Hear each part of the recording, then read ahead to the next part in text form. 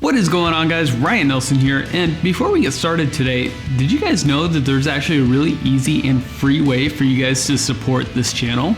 There is. It's really easy. Just go down below in my description, click any of my Amazon links, and buy whatever you were just about to buy on Amazon anyway. It doesn't cost you anymore, and it supports this channel. Do me a favor, help me out, keep these videos going. It would be greatly appreciated. Just help me keep doing these videos for you guys. But today we're going to be talking about gimbal handles. So a few months back I did a video about the Ronin S, and after posting that video I was reached out to by a company called DigitalFoto, and then they ended up sending me a different selection of gimbal handles. So I'm kind of testing these out today, seeing which I like, which maybe work better. And if you're in the market for gimbal handles, if you've got the Ronin S, if you've got anything that's one of those single handle gimbals, you learn pretty quickly that it's really hard to hold that thing for a long period of time with just one hand. Your arm gets tired, your hand gets tired. It's hard to use it for more than 15 minutes at a time. And I was actually looking into some of these handles before they'd reached out to me, so that actually worked out pretty well. I got to test out a few different handles and see which ones I like the best. So today I'm taking a look at 3 different handles. One I'm calling the 45-degree handle because it actually comes up at about a 45-degree angle. Helps give you a nice rock solid grasp on that whole gimbal setup. The other one is a 90-degree handle which mounts to the side. Still keeps it a pretty low profile gimbal setup, but gives you that extra stability, that extra handhold that you want on that gimbal to kind of relieve your arms a little bit. And the third setup is a spring handle system that gives you a little bit more wiggle room with that gimbal walk. If you've ever used a gimbal while walking, you probably know what I'm talking about. It's when you first start using that gimbal and you're like, oh, these shots are gonna be so buttery smooth. You do a follow shot, put it on your computer, and all of a sudden your camera's going like this. That's your gimbal walk. So these spring handles help alleviate the gimbal walk. So let's take a look at some examples and see where we're at with each one of these handles. To start off, I actually just did a handheld, no gimbal, walk and run setup.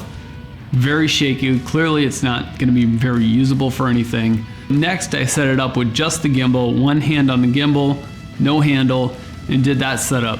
Clearly it's a lot better right off the bat, but let's see if we can slap some of these handles on there and get even better results. So after putting the 45-degree handle on here, I felt like it was getting a little bit better results. The thing I like about the 45-degree handle is it actually puts your grip right near the weight. You're not trying to balance all the weight above your hands. So you're actually on the same plane as the weight of the camera. The gimbal's down below. The whole setup just feels really solid with this handle. Now I have to admit this is the handle that I've actually used the least, because when I first set it up, I actually just had it on upside down because I wasn't really paying attention, and I thought, I was like, well, this feels dumb compared to the 90-degree handle. But once I realized I had it on upside down, I was like, oh, this is actually a really good handle. This is useful. I can see how this would be handy for people, especially if you're going down low, getting those real low shots, panning down at somebody. That handle is going to be really handy when you're doing those kind of shots. And with the 45-degree handles, if you have big hands or big knuckles, clearance could be an issue here.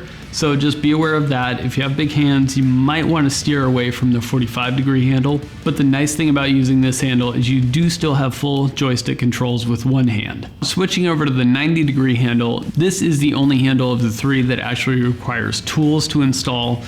Takes a little bit longer, and you might have to go to the hardware store to buy a little bit longer screws.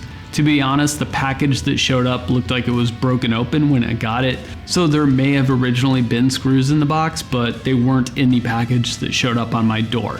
I did, however, use the screws that came off the focus ring of the DJI Ronin S. I don't really use the focus wheel that often, so I just stole the screws off of that.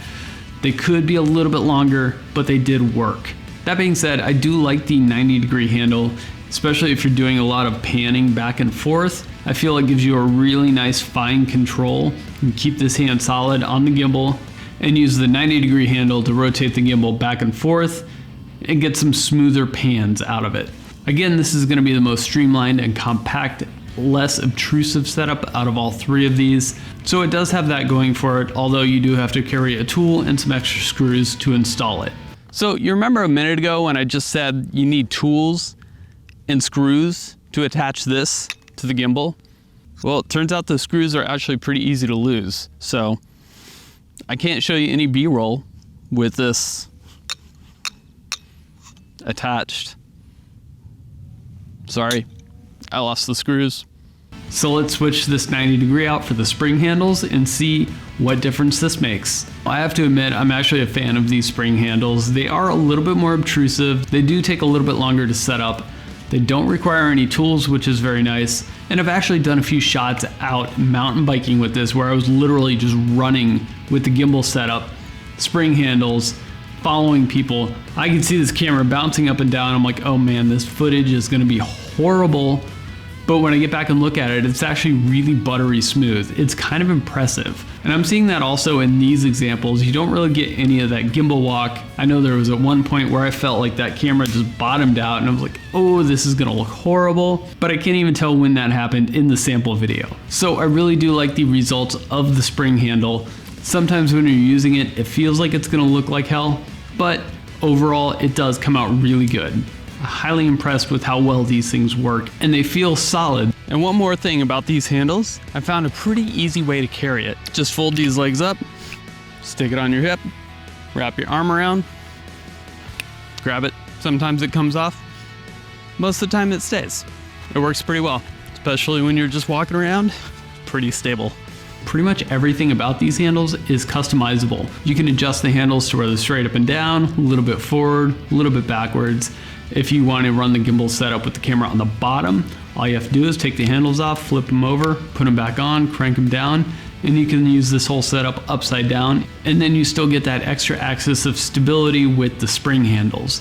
So the one big downside I did find with the spring handles was trying to hit record, trying to readjust the camera with the joystick. I just want a button, a record button on one side, maybe a joystick control on the other. That way I can still have full control over the gimbal with both of these handles in my hand. Did find that to be obnoxious, but the benefits of these spring handles, I think maybe outweighed that a little bit.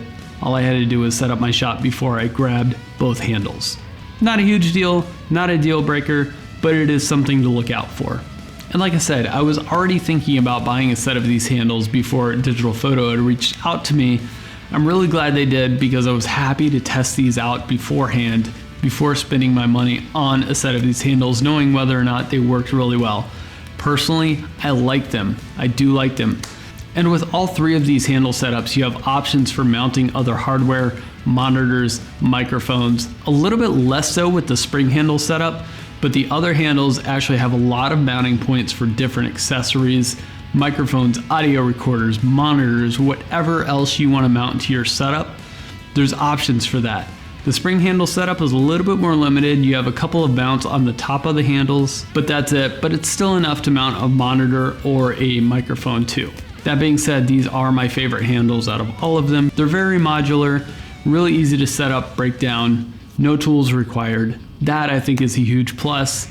You don't always have to have that tool with you to set this up. So I'll tell you what, if you like any of these handles or want to give any of them a shot for yourself, I've dropped some links down below in the description. Go ahead and check those out.